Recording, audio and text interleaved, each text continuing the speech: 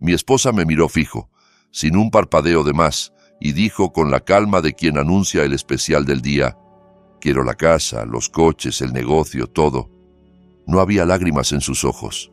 No había un temblor en la voz, ni un «lo siento» perdido por ahí. Lo soltó como si estuviera cerrando un trato más, como si 14 años de matrimonio, 2 hijos, y la empresa en la que mi padre se había dejado la vida fueran solo números en una hoja de cálculo. Sentí la mano de mi abogado cerrarse en mi antebrazo, tan fuerte que por un segundo pensé que iba a dejarme un morado. Hugo Paredes llevaba 3 décadas viendo parejas destrozarse en juzgados como ese. Había sido testigo de escenas vergonzosas, de matrimonios convertidos en trincheras, de gente capaz de arrasar con tal de no perder. Pero cuando le conté lo que estaba a punto de hacer, perdió por un instante ese aire de veterano imperturbable. Se le fue el color de la cara, como si alguien hubiera apagado una luz interna. «Alex, no hagas esto», murmuró, inclinándose hacia mí, intentando que Claudia no lo oyera. «Podemos pelear, debemos pelear.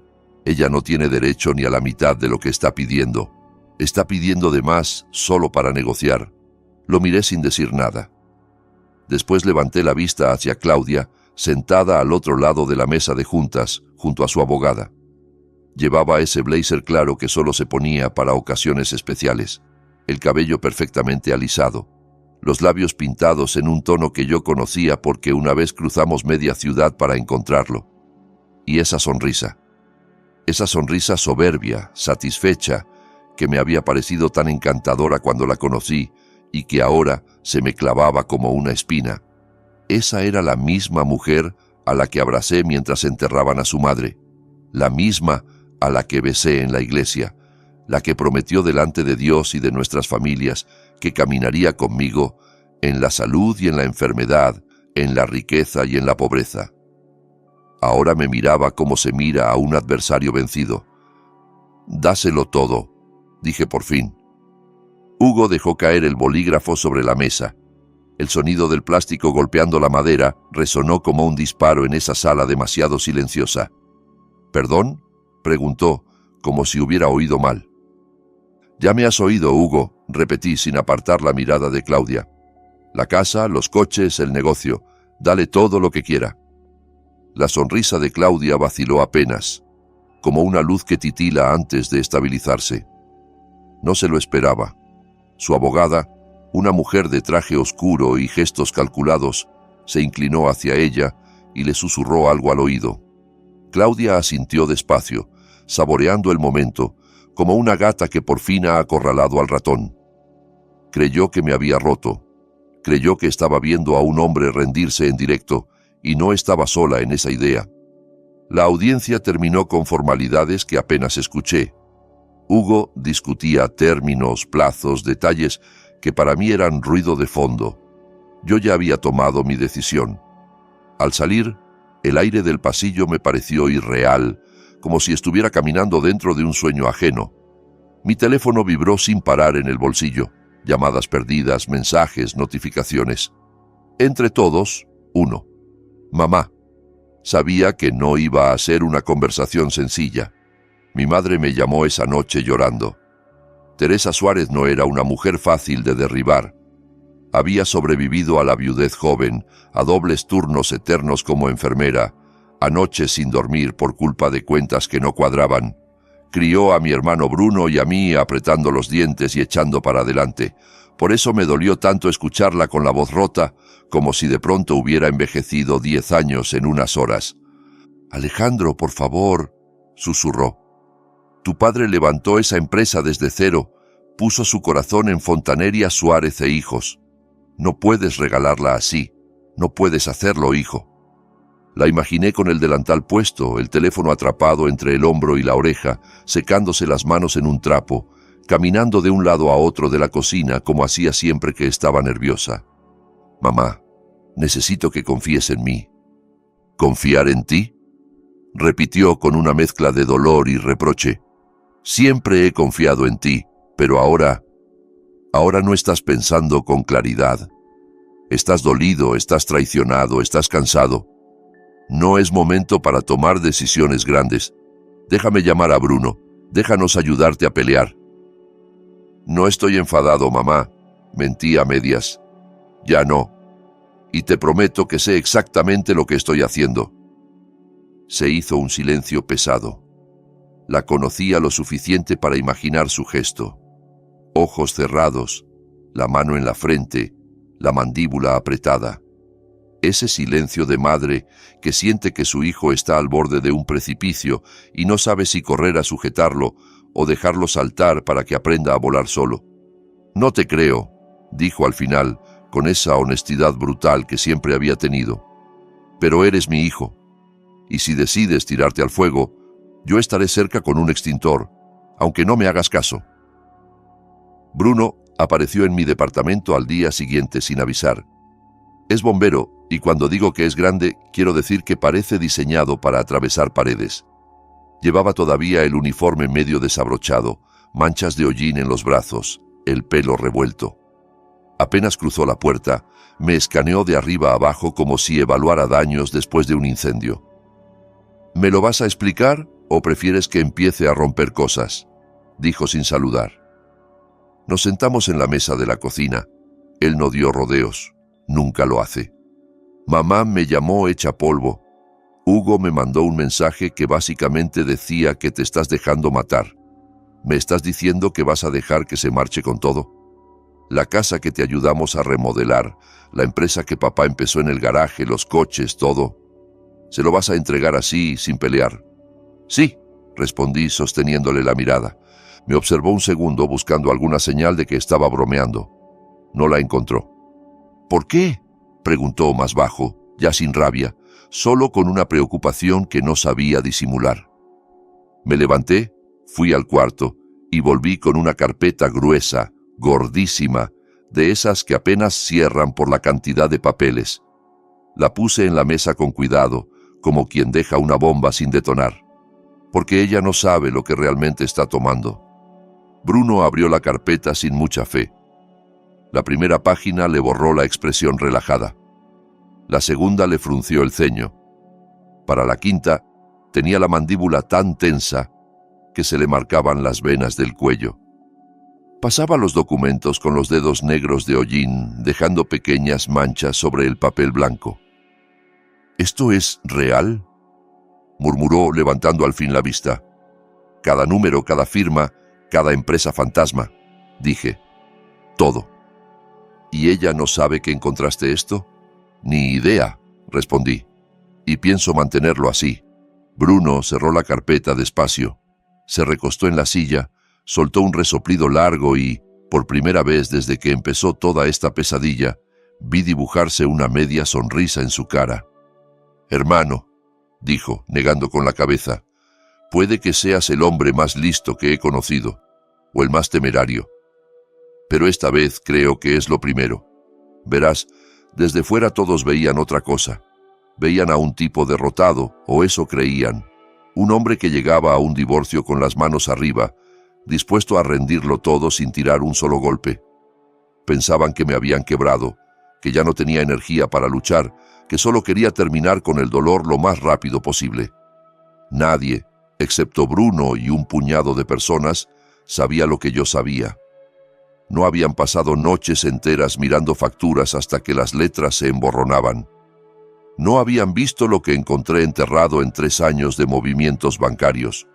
No entendían que, a veces, la forma más efectiva de ganar no es golpear más fuerte, sino hacerse a un lado y dejar que tu enemigo siga corriendo, directo hacia el agujero que cavó con sus propias manos. Así que cuando llegó el día de la audiencia en el juzgado, yo no estaba nervioso. No tenía miedo. No me sentía derrotado. Solo estaba listo. Y mientras te cuento esto, quiero que entiendas por qué. Para eso tengo que llevarte mucho más atrás. Mi nombre es Alejandro Suárez. Mis amigos me dicen Alex. Y esta es la historia de cómo lo perdí todo. Y aún así gané. Vamos al principio. Crecí en un pueblo pequeño pegado a una ciudad grande del centro del país. De esos lugares donde todo el mundo saluda a todo el mundo, pero también donde los chismes vuelan más rápido que las noticias.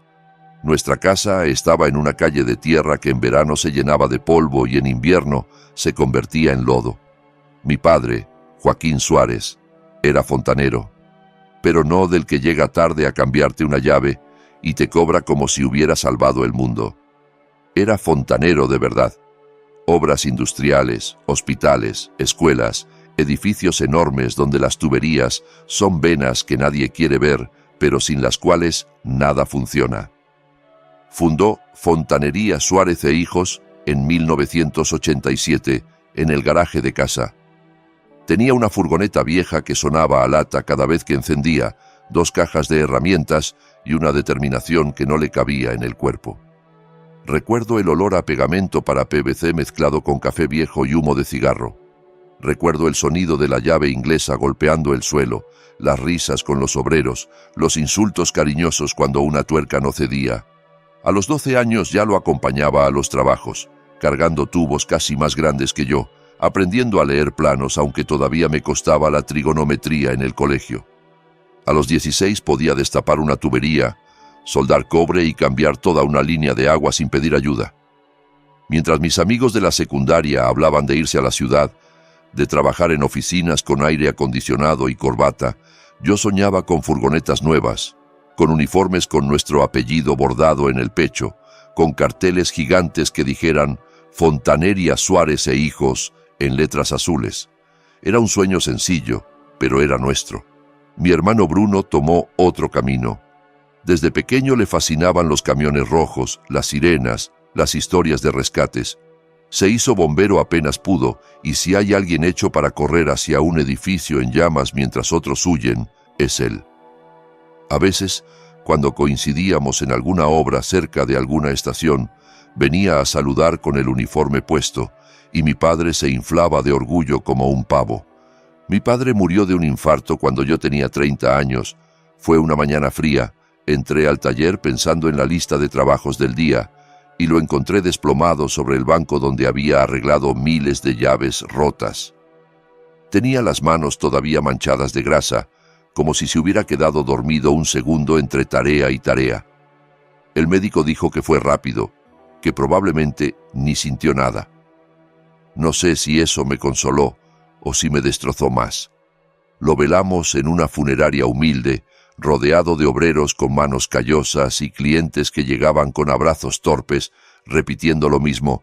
Era un hombre honesto, siempre cumplía lo que prometía. Me dejó la empresa, 12 empleados, una reputación limpia y un legado que llevaba su nombre. Juré en aquel velorio que iba a honrarlo, que no iba a dejar que Fontanería Suárez e Hijos se perdiera. A Claudia la conocí 2 años antes de que papá muriera. Yo estaba instalando nuevas conducciones de agua en una clínica dental moderna, toda blanca, toda pulida, todo oliendo a desinfectante caro. Ella era la recepcionista. Tenía una risa que llenaba la sala de espera y hacía que los pacientes olvidaran por unos segundos que estaban ahí para que les metieran taladros en la boca. Yo entraba con el overol manchado y el cabello despeinado por el casco, y cada vez que pasaba frente al mostrador, ella soltaba un comentario, una broma, algo que me hacía sentir menos un trabajador invisible y más un tipo interesante. La primera vez que hablamos en serio fue porque se me cayó una llave inglesa cerca de su escritorio. Me agaché a recogerla y ella sonrió. «Te juro que no la lancé a propósito para llamarte la atención», dijo. «Pero funciona». Me dejó descolocado. Yo nunca había sido especialmente bueno con las mujeres. Con Claudia todo fue fácil. Salimos a tomar un café para agradecer los arreglos, según ella. Luego salimos otra vez y otra, y cuando quise darme cuenta, estaba contándole cosas que nunca había dicho en voz alta. Mis miedos, mis sueños con la empresa, el peso de sentir que tenía que estar a la altura de mi padre. Nos casamos en una iglesia pequeña a las afueras del pueblo. Mi madre lloró desde que empezó la ceremonia hasta que terminó la última canción del banquete. Bruno me dio un brindis que hizo reír a todo el mundo, recordando cómo de niños inundé la cocina intentando arreglar una tubería por mi cuenta. Claudia me miró durante el primer baile como si yo fuera el centro de su universo. En ese momento yo estaba completamente convencido de que lo era. Valeria llegó 2 años después, una niña diminuta con los ojos enormes y brillantes, el mismo color que los de su madre, pero con una testarudez que era clarísimamente mía. Claudia la abrazó y dijo que por fin la familia estaba completa. 3 años más tarde nació Mateo, un torbellino con rizos y energía interminable que desarrolló una fijación temprana por las herramientas. Desde que supo caminar, me perseguía con un destornillador de juguete en la mano. Fueron años buenos, a veces durísimos pero buenos. Yo trabajaba 60, 70 horas a la semana. Salía antes de que los niños se despertaran y volvía cuando ya estaban en pijama. Pero los fines de semana eran sagrados. Asados en casa de mi madre, partidos de fútbol en el parque, Valeria pintando con Claudia en la mesa, mientras Mateo y yo jugábamos a arreglar un lavabo imaginario. La empresa crecía, furgonetas nuevas, contratos más grandes, empleados que podían pagar los estudios de sus hijos. No éramos ricos, pero las cuentas salían y la sensación de estar construyendo algo que merecía la pena me llenaba el pecho. Hacia el 10º año de matrimonio empezó el cambio. No fue como una explosión, fue como una gotera que va marcando la pared día a día hasta que un día descubres que todo el techo está arruinado. Al principio fueron detalles. Claudia dejó de preguntarme cómo me había ido el día. Empezó a suspirar frente al armario diciendo que no tenía nada decente que ponerse. Se quejaba de la casa que tanto habíamos reformado con nuestras manos. «Todo el mundo está avanzando, Alex», me dijo una noche, sin apartar la vista del móvil, deslizando fotos de redes sociales. «Mira a Carla, mira a Laura. Vacaciones en Cancún, viajes a Europa, remodelaciones, nuevos coches. ¿Y nosotros? Siempre en lo mismo». «No estamos estancados», respondí, cansado. «Estamos construyendo algo sólido. No todo es subir fotos». «¿Construyendo qué? ¿Este salón viejo?», dijo mirando alrededor como si recién se diera cuenta de dónde vivía. «Yo no firmé para esta vida». «Firmaste por mí», solté, más dolido que enfadado. No respondió. Se dio la vuelta y se fue al dormitorio, dejándome con la televisión encendida y un nudo en el estómago. Me repetí que era solo estrés, que criar a 2 niños cansa, que yo estaba ausente. Me prometí trabajar más, ganar más, darle todo lo que pedía para que dejara de sentirse estancada. Creí que el problema era el dinero. Resultado, empecé a desaparecer aún más de casa. Fue en esa época cuando contraté a Iván Orduña. La empresa empezaba a ser demasiado grande para el sistema de carpetas en un archivador que mi padre había usado toda la vida. Entre nóminas, impuestos, proveedores, me estaba ahogando. Un amigo contratista me dio su tarjeta. «Es un genio con los números, Alex», me dijo. «Te va a poner todo en orden. Y sobre todo es de confianza». Iván llegó a nuestra primera reunión con un traje impecable, un maletín caro y una sonrisa medida, de esas que parecen ensayadas frente al espejo. Hablaba de optimización de flujos de caja y estrategias de crecimiento, como si estuviera dando una conferencia. En 1 hora me hizo sentir que había llevado la empresa como un cavernícola, pero que con él podía dar el salto al siguiente nivel. Yo estaba agotado, quería confiar. Le entregué las llaves del reino, las cuentas bancarias, los contratos, los registros de años.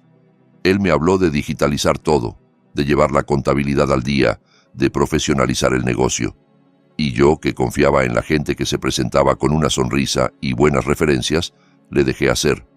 Iván empezó a venir a la oficina cada semana, y luego cada 2 días, y luego casi a diario, y poco a poco empezó a aparecer también en mi casa. Primero fue una cena para agradecerle todo lo que estaba haciendo por la empresa. Luego fue que no cene solo, pobrecito, si ya está por la zona.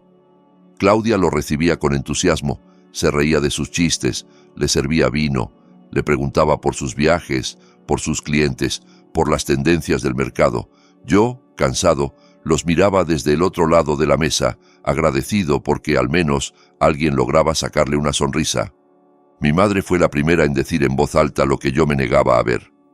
«Alejandro, Algo no me gusta en esa mujer, me dijo una noche de domingo, después de una comida familiar.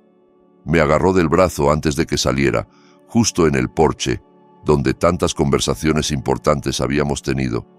«Mamá, otra vez con lo mismo», resoplé. «No hablo por hablar», respondió clavándome los ojos. «Te mira como si fueras un extraño que ha invadido su casa. Y la forma en que mira a ese contador tuyo, eso es otra cosa. No es solo admiración profesional». «Estás viendo fantasmas», contesté cansado. «Claudia y yo estamos pasando una mala racha, sí, y Iván está ayudando con la empresa. Ya está, no hay más». «Ojalá tengas razón», murmuró, «porque si no, el golpe que te vas a pegar va a ser grande». El golpe llegó un martes de marzo. Lo recuerdo con precisión quirúrgica. Teníamos un trabajo enorme en un complejo médico al otro lado de la ciudad. 3 plantas de plomería nueva, un contrato que nos daría aire durante meses. Íbamos a empezar temprano, pero el contratista general llamó a primera hora. Problemas con los permisos. Una semana de retraso. De pronto, mi día se abrió como una puerta inesperada. Pensé en ir a la oficina a adelantar papeleo, pero algo en mí, un impulso tonto quizá, dijo: «Ve a casa, haz algo diferente». Paré en una gasolinera, compré un ramo de rosas amarillas, sus favoritas cuando aún le gustaba que llegara a casa con flores sin motivo, y seguí conduciendo.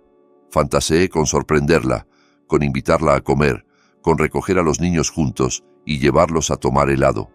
Un martes sencillo, normal, pero juntos. Aparqué frente a la casa alrededor del mediodía. El coche de Claudia estaba en el garaje.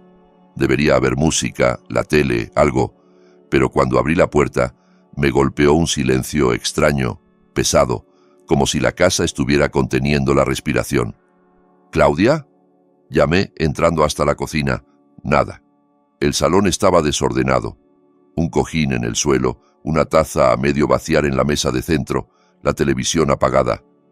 Dejé las flores en la encimera y empecé a subir las escaleras. Fue entonces cuando escuché las voces. No eran risas. Eran susurros entrecortados, respiraciones aceleradas, un crujido de cama que reconocí al instante. El corazón me empezó a golpear en el pecho con tanta fuerza que pensé que me iba a dar algo. Una parte de mí ya lo sabía. Esa parte que había ignorado las miradas de reojo, las sonrisas privadas, los mensajes a deshoras. Esa parte empujó mi mano sobre la manija de la puerta del dormitorio. Empujé.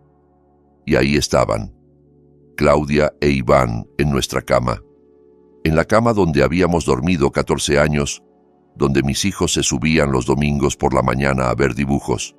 Sus cuerpos enredados, las sábanas desordenadas, la ventana entreabierta dejando entrar un hilo de luz que iluminaba la escena como si fuera una fotografía cruel.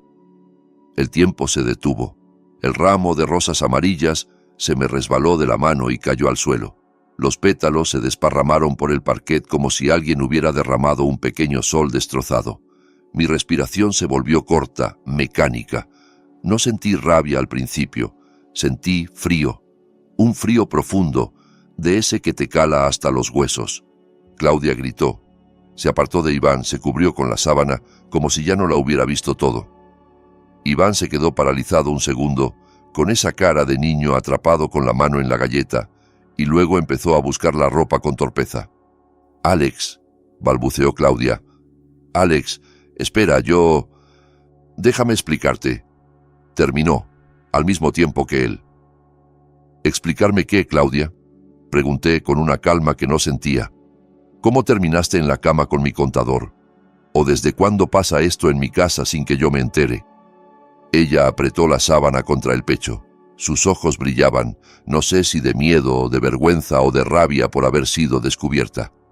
«No es lo que piensas», dijo tirando del cliché más viejo del mundo. «Es exactamente lo que pienso». Sentí que la voz me salía más baja, más peligrosa. «¿Desde cuándo?». Miró a Iván, como buscando instrucciones. Él se abotonaba la camisa sin atreverse a sostenerme la mirada. «¿Desde cuándo?», repetí, esta vez con un tono que incluso a mí me asustó. Iván tragó saliva. «Más o menos 1 año», confesó sin adornos. «1 año». 12 meses de cenas compartidas, de apretones de mano por buenos resultados, de risas en mi mesa. 52 semanas de que entrara en mi casa, besara a mis hijos en la frente, me llamara amigo mientras se acostaba con mi esposa. 1 año, repetí. 12 meses de mentiras, cenas en mi mesa, bromas sobre el trabajo, brindis por los contratos, y todo este tiempo... «Alex, tranquilízate», dijo Iván, levantando las manos como si estuviera frente a un loco. «Podemos hablar de esto. Somos adultos, podemos...» Me interpuse entre él y la puerta. No soy un hombre violento, nunca lo he sido. Pero en ese instante lo agarré por el cuello de la camisa y lo estampé contra la pared. Las fotos de familia en el pasillo temblaron. «Has comido en mi mesa, has usado mis herramientas, has tenido acceso a todo lo que tengo». Escupí, sintiendo por primera vez algo parecido a fuego quemando bajo ese hielo. «Y me pagas así». «Estás exagerando», murmuró, intentando desenganchar mis dedos. Lo solté antes de hacer algo de lo que me arrepintiera para siempre. Di un paso atrás. «Lárgate de mi casa», dije. «Ahora. Si cuando vuelvas a mirar atrás sigues vivo, considérate afortunado». Iván recogió sus cosas sin mirarnos y se fue. El sonido de la puerta principal cerrándose resonó por toda la casa. Claudia rompió a llorar. Lágrimas fuertes, descontroladas. No supe si eran reales o una actuación más. «Alex, por favor», sollozó. Me sentía sola. Tú nunca estás. Siempre estás trabajando, siempre estás cansado.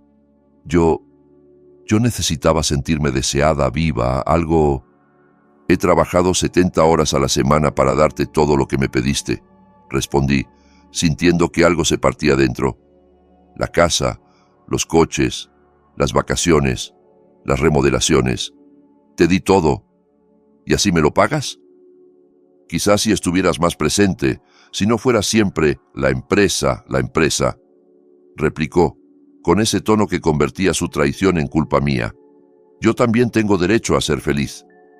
Te he dado 14 años de mi vida, Claudia, susurré.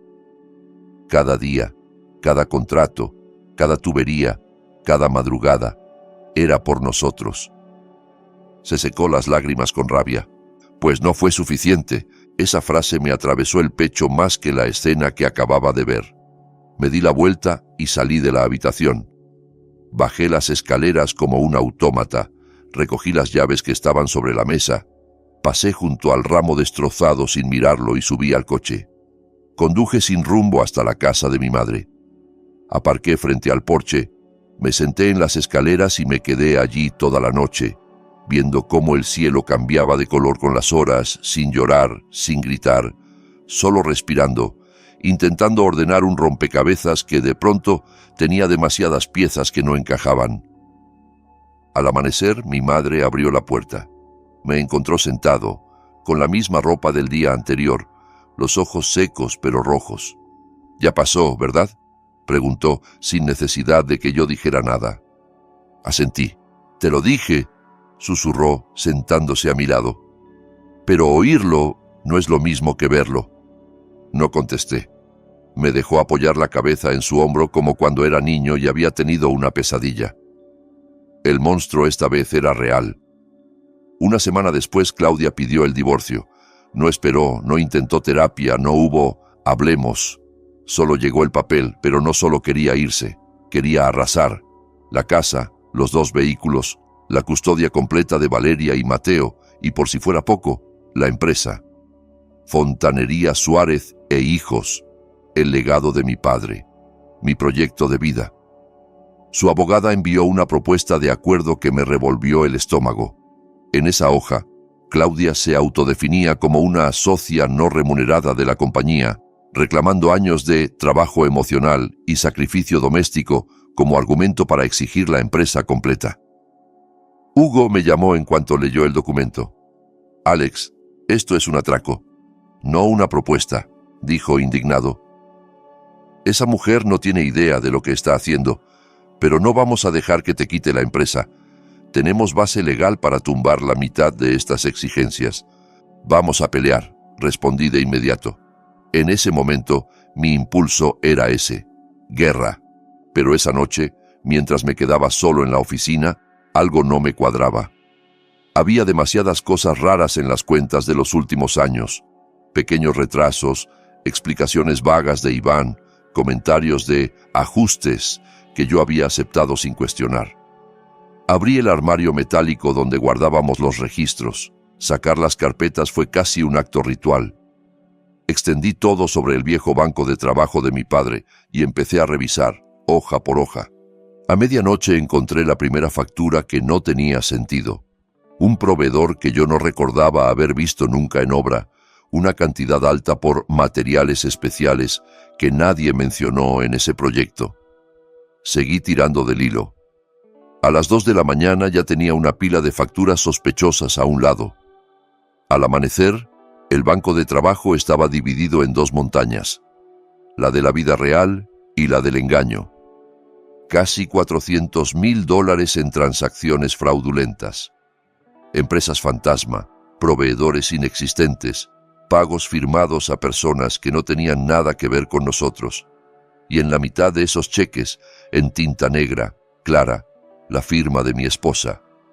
Claudia no solo me estaba engañando en la cama, me estaba saqueando el negocio. Y no de forma impulsiva, no un arrebato.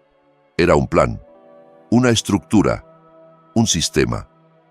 Mi primer impulso fue agarrar la carpeta, manejar hasta la casa y tirarle los papeles en la cara, o llamar a la policía, dejar que se la llevaran esposada frente a todo el vecindario.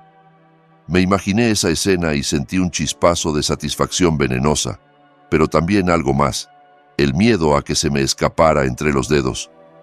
Claudia era manipuladora, no tonta, manipuladora.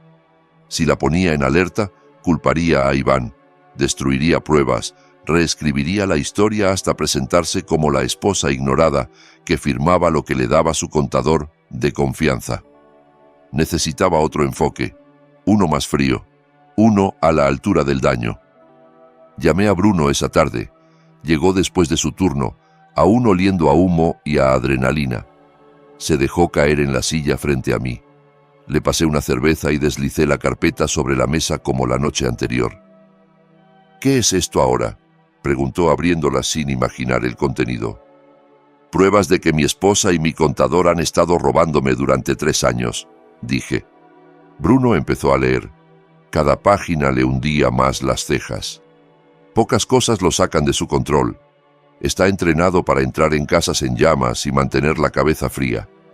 Pero mientras pasaba facturas y extractos, vi cómo se le tensaban los hombros, cómo apretaba la mandíbula hasta que crujió. Casi 400,000, susurró. Esto no es un desliz, esto es un saqueo. Y esta firma, la mitad son de Claudia. El resto los firmó Iván, usando la chequera de la empresa. Bruno cerró la carpeta de golpe.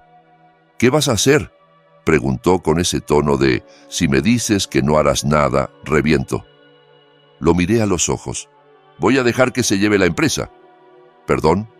Se inclinó hacia adelante.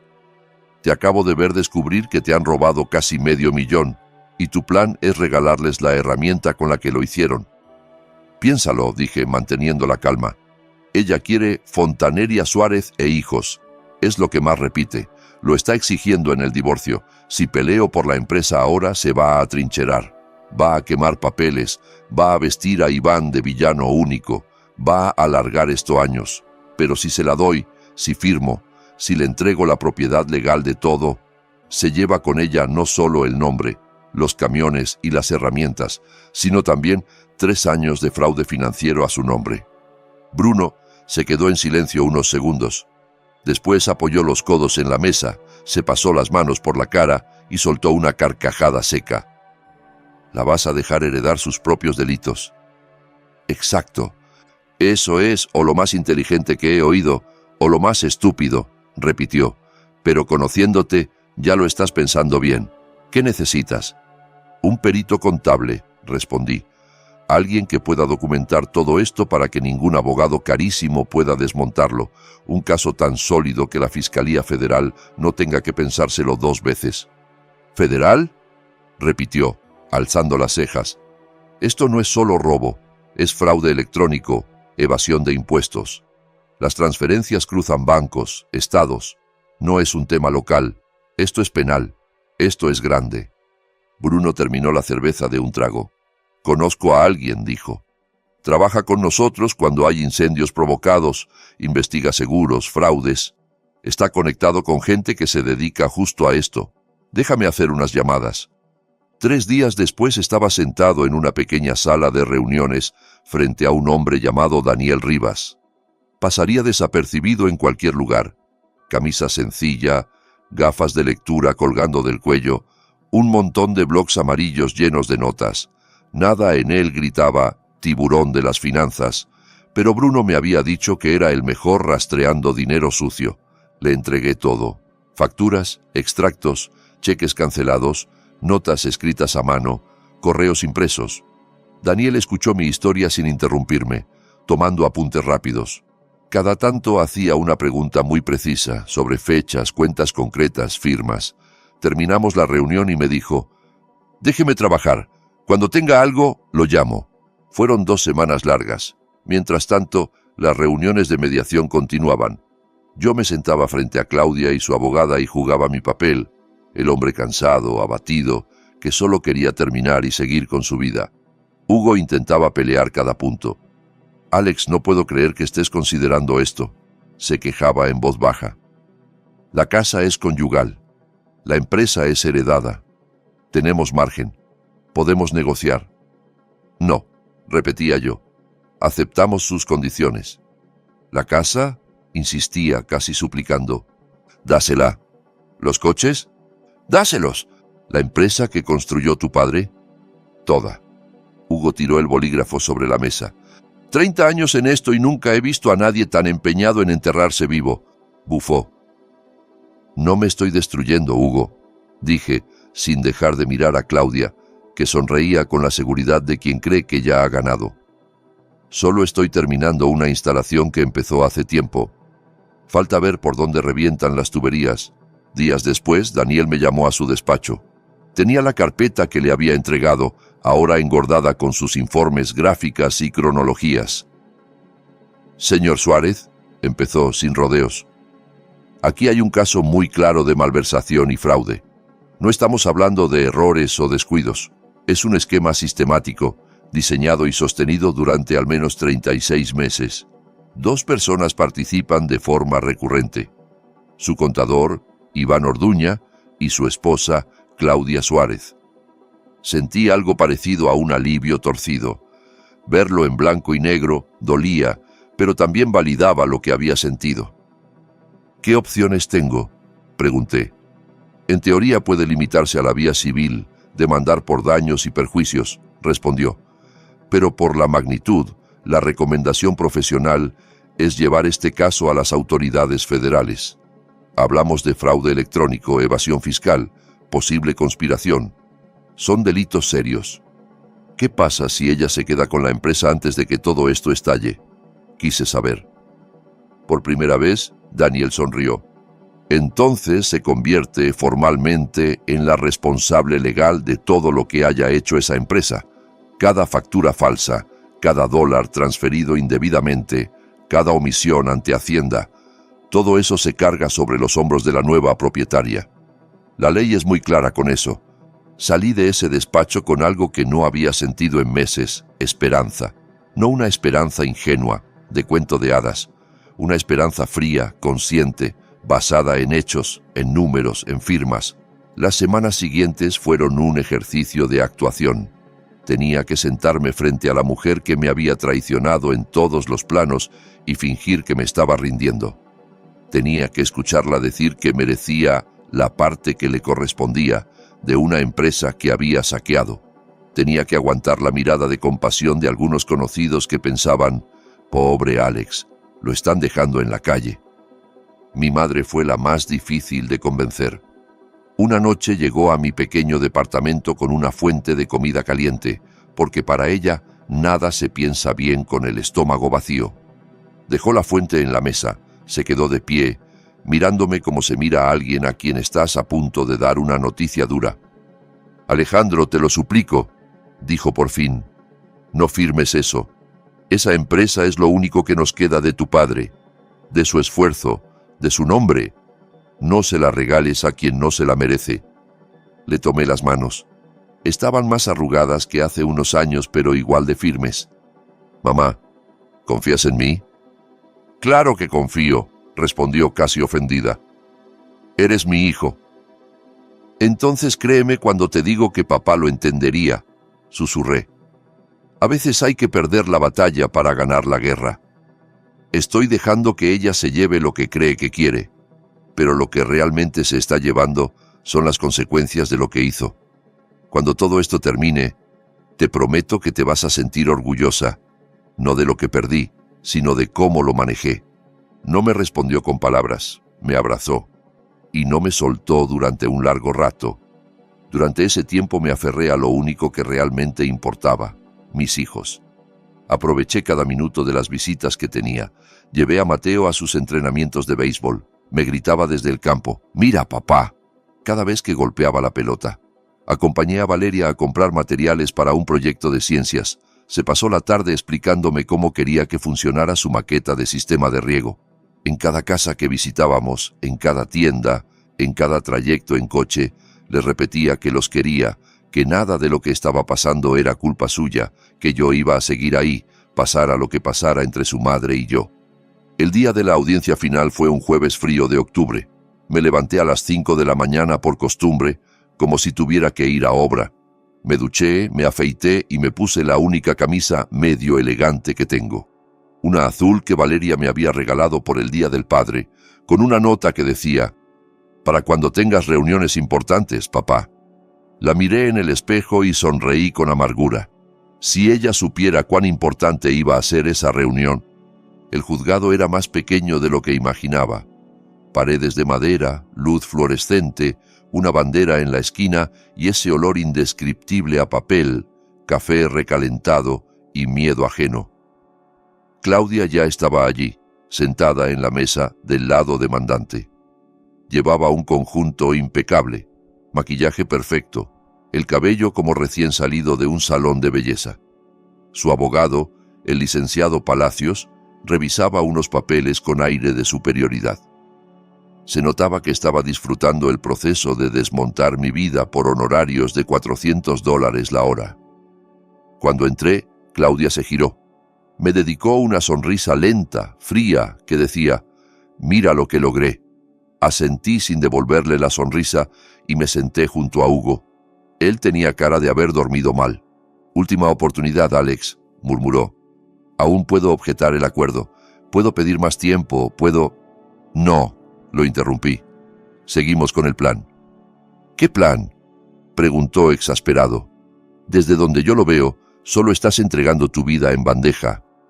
«Confía», repetí, sabiendo que era una palabra difícil en ese momento. La jueza Herrera entró a la sala. Mujer de unos 60 años, cabello canoso recogido, ojos afilados que parecían verlo todo. Para ella, nuestro caso era una carpeta más entre muchas. Empezó a leer los términos del acuerdo con tono neutro. La casa de tal dirección, transferida a nombre de Claudia Suárez. La camioneta y el coche familiar, transferidos a Claudia Suárez. La propiedad completa de Fontanería Suárez e Hijos, incluyendo todos los activos, contratos, equipos y cuentas financieras, transferidos a Claudia Suárez. Pausó un segundo y añadió, con la formalidad de la ley, todos los activos y pasivos de la empresa. Esas últimas palabras, activos y pasivos, se quedaron flotando en el aire como humo. «Señor Suárez», me miró, «¿entiende y acepta estos términos?» «Sí, su señoría», respondí. «¿Lo hace libre y voluntariamente, sin coacción?» «Sí, su señoría». Hugo se removió en su asiento. Podía sentir su frustración al lado, casi como calor. La jueza deslizó los documentos hacia nosotros. «Muy bien, firme donde se indica». Me levanté, caminé hasta el estrado, tomé la pluma. Claudia me observaba con un brillo de satisfacción. Para ella, cada firma era una medalla.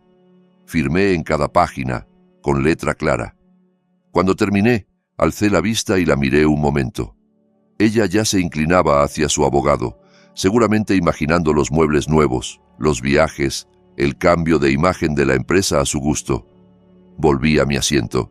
La jueza estaba a punto de cerrar la sesión cuando las puertas del juzgado se abrieron.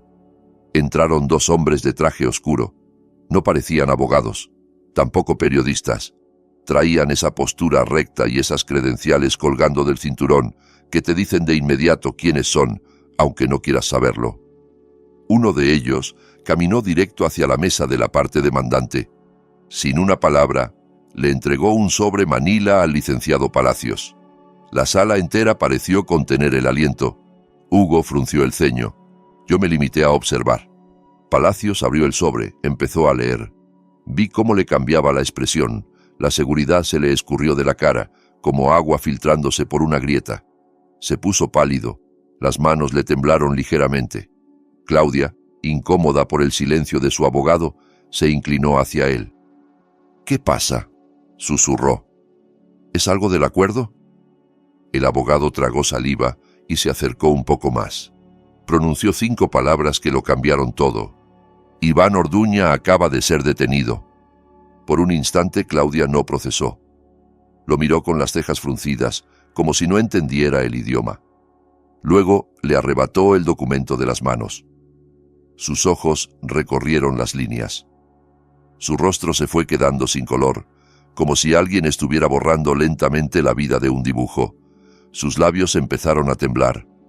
En el encabezado del documento, en letras formales e impersonales, aparecían cargos: fraude electrónico, malversación de fondos, evasión fiscal, conspiración para cometer delitos financieros.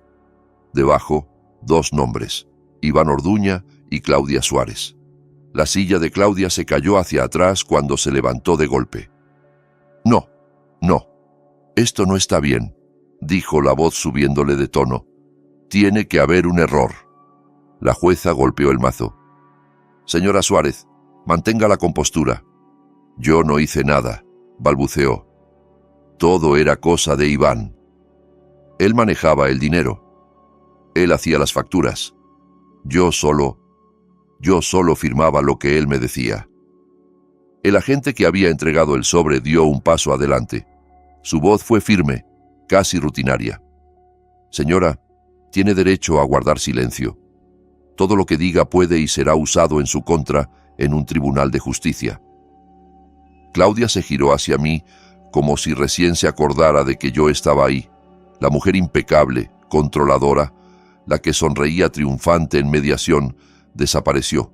Delante de mí había alguien con el rímel corriendo por las mejillas, el pelo fuera de lugar, las manos temblando. «Fuiste tú», escupió. «Tú hiciste esto. Tú sabías todo el tiempo. Me tendiste una trampa.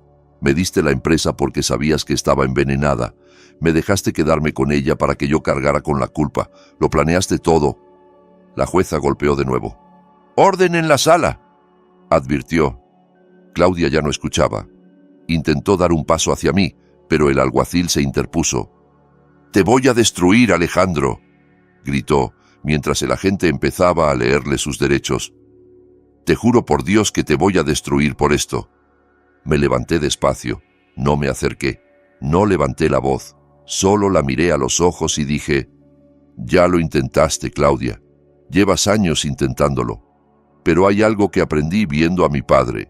Si construyes sobre tuberías podridas, tarde o temprano revientan. Lo único que hice fue dejar que la presión llegara donde tenía que llegar». El alguacil la sujetó y la guió hacia la salida. Aún gritaba mi nombre como si fuera una maldición cuando las puertas se cerraron de golpe. El silencio que quedó atrás fue pesado, pero distinto. No era el silencio de la derrota, era el silencio después de una tormenta, cuando el aire queda raro, pero limpio. Hugo se dejó caer en la silla junto a mí. Me miró con incredulidad. «Lo sabías», dijo. Asentí. «¿Desde cuándo?» «Desde que encontré la primera factura falsa», respondí. Daniel documentó todo. La autoridad fiscal abrió una investigación. Esperaron al momento justo para actuar. Hugo se frotó la cara con las manos. 30 años en esto, y nunca había visto algo igual. Me miró, casi divertido. «Me has hecho parecer un aficionado». Me encogí de hombros. «Solo hice lo mismo que hago con una instalación complicada», respondí. «Encontrar la fuga, seguir el rastro, cerrar la llave y dejar que la presión haga el resto». Salimos del juzgado juntos. Afuera, el sol brillaba. Puede sonar cursi, pero fue la primera vez en mucho tiempo que me di cuenta de que el cielo seguía ahí, azul, indiferente a mis dramas. Inspiré hondo, dejé que el aire fresco me llenara los pulmones. Sentí el peso de lo perdido, sí, pero también el alivio de algo que, por fin, había salido a la luz. Han pasado 6 meses desde aquel día. Iván Orduña se declaró culpable de varios cargos de fraude electrónico y malversación. Sus abogados intentaron negociar, culpar a Claudia, culpar a la falta de supervisión de la empresa, pero las pruebas eran claras. Lo sentenciaron a 18 meses en un centro federal de readaptación. Su licencia profesional, sí, descubrí que antes había sido algo más que un simple contador, fue revocada. El hombre que se sentaba en mi mesa, que me daba palmaditas en la espalda, que hablaba de maximizar beneficios mientras metía la mano en mi bolsillo, ahora mira paredes de concreto la mayor parte del día. El caso de Claudia fue más largo. Contrató a un abogado caro, luego a otro más barato, cuando el dinero empezó a escasear. Intentó de todo, que la habían manipulado, que no entendía lo que firmaba, que Iván la obligó, que ella solo era una ama de casa ingenua. El problema es que los correos decían otra cosa. Las transferencias a cuentas vinculadas a familiares suyos decían otra cosa. Las llamadas, los mensajes, los documentos que Daniel había rastreado, todo decía otra cosa. Al final, la fiscalía le ofreció un acuerdo, considerando que tenía 2 hijos menores y que no tenía antecedentes. 3 años de libertad condicional, 200 horas de servicio comunitario y la obligación de restituir el dinero robado. Para pagar esa restitución, tuvo que liquidar exactamente aquello por lo que peleó con tanto empeño. La casa entró en ejecución hipotecaria porque ya no podía con la hipoteca. Los coches fueron embargados. Fontanería Suárez e Hijos fue disuelta, sus contratos cancelados, sus herramientas y furgonetas subastadas para cubrir parte del agujero. Lo perdió todo. No porque yo se lo quitara con mis manos, sino porque lo que sembró la arrastró hasta ahí.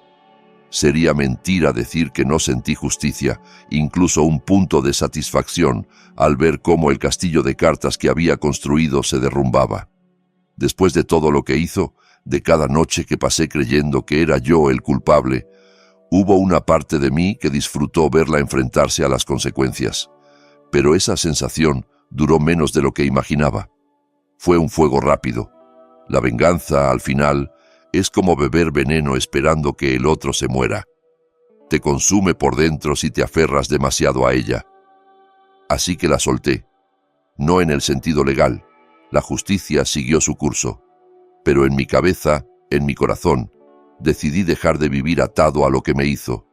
El día que lo entendí, fui a la oficina del registro mercantil y di de alta una nueva empresa. Suárez Servicios de Fontanería.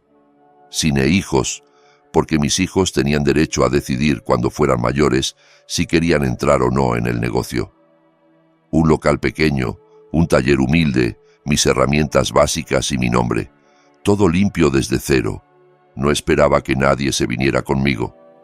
Pero una mañana, mientras acomodaba cajas, Daniel Flores, mi viejo jefe de instalación, apareció en la puerta con una caja de cerveza en la mano. «Me dijeron que estabas contratando, jefe», dijo, como si nunca se hubiera ido. «El sueldo va a ser más bajo al principio», le advertí. «Vamos justos, no sé cuánto trabajo va a entrar». Daniel se encogió de hombros. «Prefiero trabajar para un buen hombre ganando menos que para un cabrón ganando más», respondió. «Y todos sabemos quién es quién». Detrás de él fueron llegando los demás, uno a uno. Algunos con sus cajas de herramientas, otros solo con las manos en los bolsillos, pero la decisión tomada. La reputación de mi padre y la mía había pesado más que cualquier nombre en un papel. El primer contrato llegó 2 semanas después. Un contratista general, Ricardo Báez, me llamó. Nos conocíamos de obras anteriores. «Alex, me enteré de lo que pasó», me dijo. «No las versiones distorsionadas, la verdad. He visto hombres pasar por divorcios y líos legales y salir hechos polvo, amargados, dispuestos a cualquier cosa. Tú hiciste algo distinto. Aceptaste perder lo que no podías salvar para proteger lo que sí podías. Eso dice mucho de ti. Quiero que estés en mis proyectos». Esa obra trajo otra, y luego otra. La voz corrió. Los proveedores con los que había trabajado años me ofrecieron condiciones especiales para ayudarme a empezar. En 4 meses, Suárez Servicios de Fontanería tenía más trabajo del que yo solo podía manejar. Contraté a 2 personas nuevas, compré una segunda furgoneta usada, pero que sonaba a futuro. El día que mi madre vio el nuevo taller, se quedó en la puerta en silencio. Miró el letrero que había colgado. Suárez Servicios de Fontanería. Honestidad, trabajo duro y soluciones reales. Se llevó una mano al pecho. Los ojos se le llenaron de lágrimas. «Tu padre estaría orgulloso, Alejandro», susurró. «Eso espero, mamá», respondí. «Lo sé», dijo sin dudar. «Hiciste lo que él siempre te enseñó. No era nunca te van a fallar, porque sabía que el mundo no funciona así. Lo que te repetía era, sé honesto, ten paciencia y deja que la verdad haga el trabajo pesado». Eso es exactamente lo que hiciste. Bruno viene todos los domingos ahora. Nos sentamos en el porche de mi madre, abrimos unas cervezas y vemos el cielo oscurecer. A veces hablamos de cosas banales, a veces no hablamos de nada, solo estamos.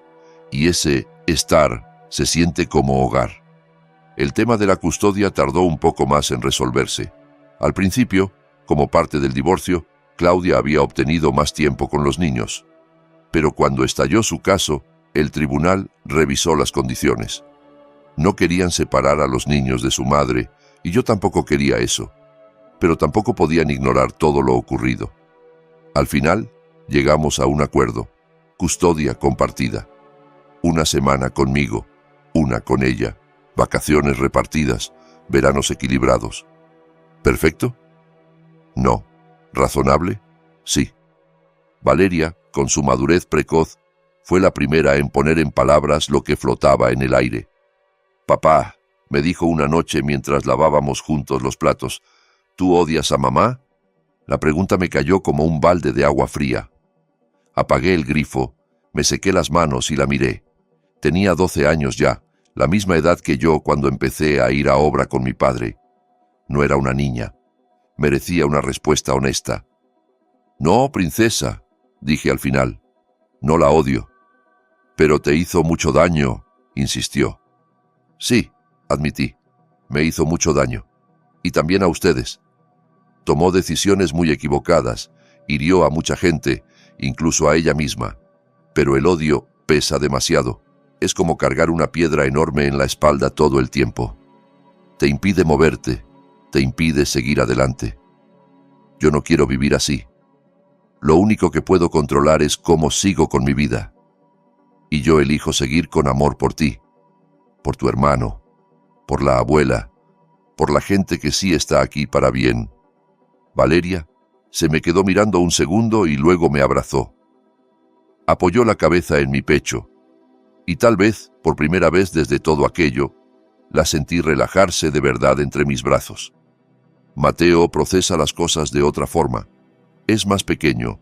Para él, lo importante es saber con quién duerme cada semana, quién lo lleva al entrenamiento, quién lo recoge después del colegio.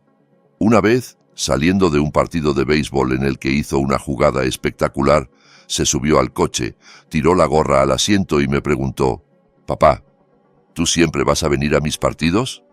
«Siempre», le respondí sin pensarlo. «Si alguna vez no puedo venir, va a ser porque de verdad pasó algo muy grande, pero mientras pueda, estaré». Sonrió, como si esa promesa fuera suficiente para sostener el mundo, y entendí que, para él, lo era. Mirando atrás, entre tuberías rotas, firmas falsificadas y corazones partidos, aprendí algo que vale más que cualquier empresa. La fuerza no se mide solo en cuántas peleas estás dispuesto a dar. A veces, ser fuerte es saber qué batallas no tienen sentido, cuáles solo te van a dejar vacío y tener el valor de soltar. Es confiar en que la verdad, aunque tarde, tiene una manera muy particular de abrirse camino. Es proteger tu paz, tu integridad y a las personas que realmente importan, incluso cuando el mundo entero te aplaudiría si decidieras quemarlo todo. Mi esposa lo quiso todo. Y yo, literalmente, se lo di todo. Cada activo, cada coche, cada ladrillo de la casa, cada contrato, cada dólar robado, cada consecuencia que ella misma había sembrado. Ella pensó que se estaba llevando mi futuro, pero lo único que se llevó fue la factura de sus propias decisiones. Yo sigo aquí, sigo con mis herramientas, con mi nuevo taller, con mi madre, con mi hermano, con mis hijos, con mi nombre limpio, porque hay cosas que no se pueden robar: el carácter, la integridad, el amor de tus hijos, el respeto de la gente buena que te ha visto sudar y levantarte. Esas cosas no se compran, no se heredan, no se falsifican con una firma. Se ganan día a día, con cada decisión.